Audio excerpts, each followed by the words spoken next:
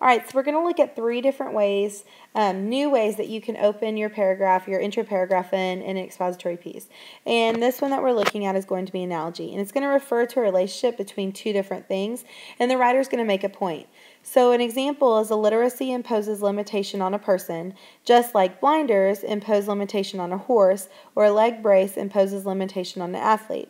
Learning to read is an essential skill for everyone. So here's our thesis statement right here. And the analogy that they're using is the blinders in the horse and the leg brace in an athlete, because it's it's imposing those limitations. So now we're going to look at how do you create an analogy. So you're going to be using thinking maps because, again, we're training our brain on how to create an analogy. So first of all, you think of adjectives that might describe a person who's illiterate or unable to read.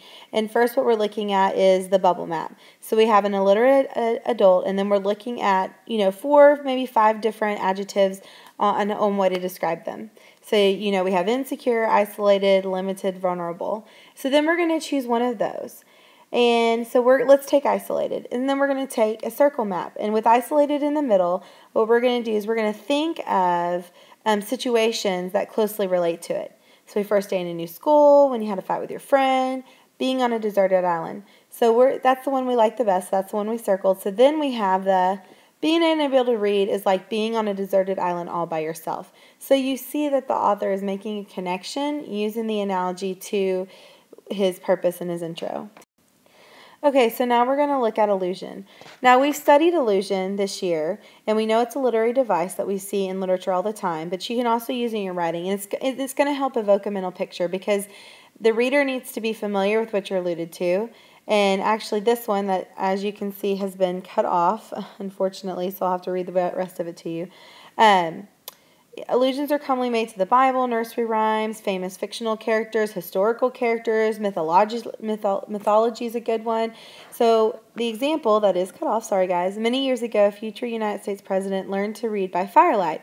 Had he not done so, he would certainly have had a different destiny. And the president that they're referring to, the allusion, is actually President Lincoln. And the fact that, it's a good thing he learned to read because he did so much for our history. So, of course, how do you create an allusion? And again, we're going to go back to a thinking map. So we're going to use a circle map here, and you're going to think about one of the reasons that you would use to support your opinion. So, example, obeying rules is important to keep us safe. Create a circle map and brainstorm characters from literature, nursery rhymes, the Bible, historical events, mythological events, etc., who do not obey the rules and suffer the consequences, because we're going to see those allusions a lot in literature. So we have Goldilocks here, we've got Adam and Eve, Moses, Red Riding Hood. So let's go with Red Riding Hood. You're going to determine which of the events or characters is most closely related to the point you're trying to make, and that's why we're choosing Red Riding Hood. And what we're looking at is those who ignore the rules must suffer the consequences. So we're going to put those 2 thoughts together, and that's going to be just like Red Riding Hood, those who ignore the rules must suffer the consequences, and that's our allusion. Okay, last but not least, we have vignette. And this is one of my favorite ones because you're creating a short sketch or descriptive scene, a snapshot that can reveal character, mood, or tone. It usually has a theme or an idea that of its own that's important that it wants to convey. And the most important function is that it's going to give a description of the scene or character that relates back to whatever your prompt is in your expository essay. Okay, so here's our example. Remember, all of our examples are about being illiterate. The matronly lady stood in front of the frozen food display, analyzing the pictures on each carton of food. Patiently, she waited for a friendly face to approach the frozen food case. Then she would begin her charade. "Excuse me, sir, but I left my glasses at home. Could you help me read the ingredients on this carton?" she asked.